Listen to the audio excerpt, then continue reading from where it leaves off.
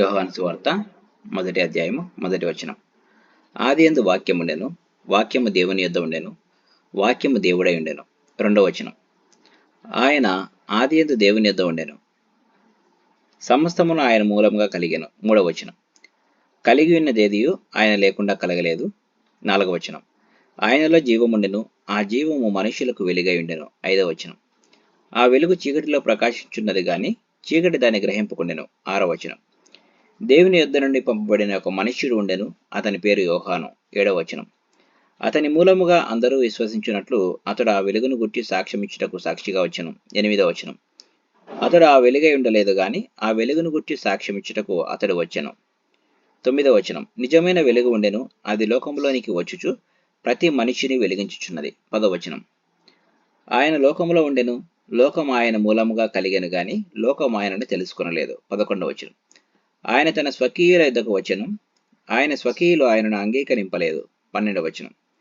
తన్ను ఎందరు అంగీకరించిరో వారికందరికీ, అనగా తన నామమునందు విశ్వాసం ఉంచిన వారికి దేవుని పిల్లలగుటకు ఆయన అధికారం అనుగ్రహించెను. 13వ వచనం. వారు దేవుని వలన పుట్టినవారే గాని రక్తం వలనైనను శరీరేచ్ఛల వలనైనను మనుషేచ్ఛ వలనైనను పుట్టినవారు కారు. 14వ వచనం. ఆ వాక్యము శరీరధారి అయి కృపాసత్య సంపూర్ణుడుగా మన మధ్య నివసించెను.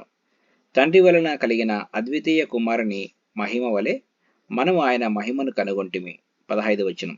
యోహాను ఆయనను గురించి సాక్ష్యమిచ్చుచు, నా వెనుక వచ్చువాడు నాకంటే ప్రముఖుడు గనుక ఆయన నాకంటే ముందటి వాడాయననియు నేను చెప్పినవాడు ఈయనే అనియు ఎలుగెత్తి చెప్పెను. 16వ వచనం. ఆయన పరిపూర్ణతలో నుండి మనమందరము కృప వెంబడే కృపను పొందితిమి. 17వ వచనం. ధర్మశాస్త్రం మోసే ద్వారా అనుగ్రహింపబడెను, కృపయు సత్యమును యేసుక్రీస్తు ద్వారా కలిగెను. 18వ వచనం. ఎవడనూ ఎప్పుడైనా దేవుని చూడలేదు, తండ్రి రొమ్మునున్న అద్వితీయ కుమారుడే ఆయనను బయలుపరిచెను. 19వ వచనం. నీవెవడవని అడుగుటకు యూదులు యెరూషలేము నుండి యాజకులను లేవీయులను యోహాను వద్దకు పంపినప్పుడు అతడిచ్చిన సాక్ష్యం ఇదే. 20-21 వచనం.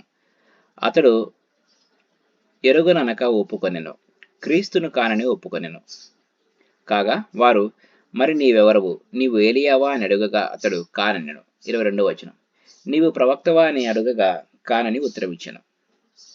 కాబట్టి వారు, నీవెవరవు, మమ్ము పంపిన వారికి మేము ఉత్తరం ఇవ్వలను గనుక నిన్ను గూర్చి నీవేమి చెప్పుకొనుచున్నావని అతను అడిగిరి. 23వ వచనం. అందుకతడు, ప్రవక్త అయిన యెషయా చెప్పినట్టు నేను ప్రభువు త్రోవ సరళము చేయుడి అని అరణ్యములో ఎలుగెత్తి చెప్పు ఒక శబ్దము అని చెప్పెను. 24-25 వచనాలు.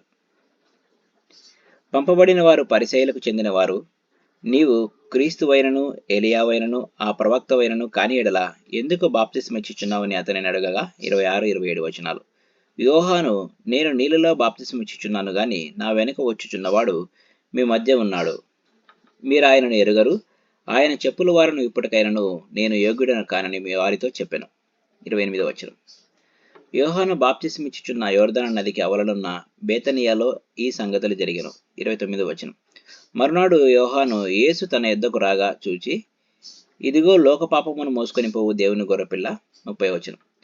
నా వెనుక ఒక మనుష్యుడు వచ్చుచున్నాడు, ఆయన నాకంటే ప్రముఖుడు గనుక నాకంటే ముందటి వాడాయనని నేను ఎవరిని గురించి చెప్పుతునో ఆయనే ఈయన. 31వ వచనం. నేను ఆయనను ఎరుగనైతిని గాని ఆయన ఇశ్రాయేలుకు ప్రత్యక్షమవుటకు నేను నీళ్ళలో బాప్తిస్మిచ్చుచు వచ్చుతునని చెప్పాను. 32వ వచనం. మరియు యోహాను సాక్ష్యమిచ్చుచు, ఆత్మ పావురం వలె ఆకాశం నుండి దిగి వచ్చుట చూచితిని, ఆ ఆత్మ ఆయన మీద నిలిచెను. 33వ వచనం. నేను ఆయనను ఎరుగనైతిని గాని నీళ్ళలో బాప్తిస్మిచ్చుటకు నన్ను పంపినవాడు, నీవెవని మీద ఆత్మ దిగి వచ్చి నిలిచుట చూతువో ఆయనే పరిశుద్ధాత్మలో బాప్తిస్మిచ్చువాడని నాతో చెప్పాను. 34వ వచనం. ఈయనే దేవుని కుమారుడని నేను తెలుసుకొని సాక్ష్యం ఇచ్చితనెను. 35వ వచనం. మరునాడు మరలా యోహానును అతని శిష్యుల్లో ఇద్దరును నిలిచిచుండగా 36వ వచనం. అతడు నడుచుచున్న యేసు వైపు చూచి, ఇదిగో దేవుని గొర్రెపిల్ల అని చెప్పెను. 37వ వచనం. అతడు చెప్పిన మాట ఆ ఇద్దరి శిష్యులు విని యేసును వెంబడించిరి. 38వ వచనం. యేసు వెనుకకు తిరిగి వారు తన్ను వెంబడించుట చూచి, మీరేమి వెదకుచున్నారని వారిని అడగగా వారు, రబ్బీ, నీవు ఎక్కడ కాపురం ఉన్నావని ఆయనను అడిగిరి.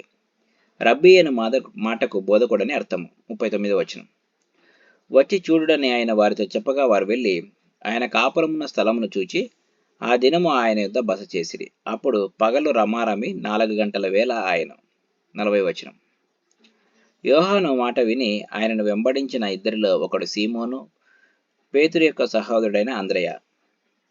41 ఇతడు మొదట తన సహోదరుడైన సీమోనును చూచి, మేము మెస్సియాను కనుగొంటిమని అతనితో చెప్పి 42 యేసు నొద్దకు అతని తోడుకొని వచ్చెను.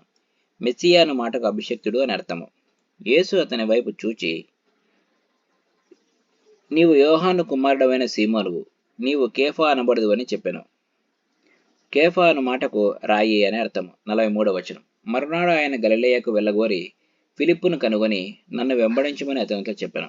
44 ఫిలిప్పు బెత్సయిదా వాడు, అనగా అంద్రెయ, పేతురు అను వారి పట్టణపు కాపురస్తుడు. 45 ఫిలిప్పు నతనయేలును కనుగొని ధర్మశాస్త్రములో మోషేయు ప్రవక్తలను ఎవరిని గూర్చి వ్రాసిరో ఆయనను కనుగొంటిమి.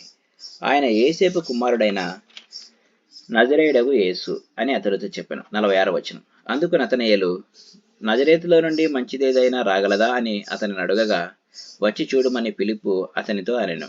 47 యేసు నతనయేలు తన ఎదుట వచ్చుట చూచి, ఇదిగో ఇతడు నిజముగా ఇశ్రాయేలీయుడు, ఇతని యందు ఏ కపటమును లేదని అతని గురించి చెప్పాను. 48 నన్ను నీవు ఎలాగ ఎరుగుదు అని నతనయేలు ఆయనను అడగగా, యేసు, ఫిలిప్పు నిన్ను పిలువక మునిపే నీవు అంజూరపు చెట్టు కింద ఉన్నప్పుడే నిన్ను చూచితినని అతనితో చెప్పాను.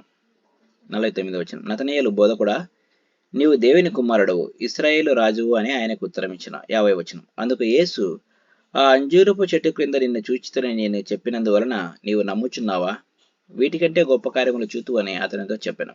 51 మరియు ఆయన, మీరు ఆకాశం తెరవబడటయు దేవుని దూతలు మనుష్య కుమారుని పైగా ఎక్కుటయును దిగుటయును చూతురని మీతో నిశ్చయముగా చెప్పుచున్నాను నేను. Praise the lord.